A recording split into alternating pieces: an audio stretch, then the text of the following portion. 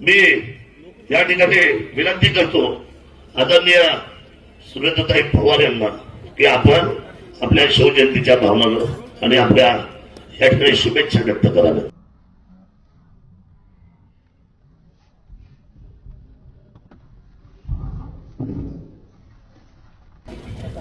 मला फक्त एक घोषणा द्यायची आहे. मी कधी माईक घेत नाही, कारण आपल्याला सवय आहे की ज्या ठिकाणी बोलायची संधी आहे या सगळ्या गोष्टी मंत्रालयात साहेबांच्या कॅबिन मध्ये बसून सगळ्या असणाऱ्या मंत्रिमंडळांसमोर आपण मांडू शकतो. या ठिकाणी एवढंच सांगू इच्छिते कि जब तक सूरज चांद रहेगा इस सरकार का नाम हमेशा आबाद रहेगा.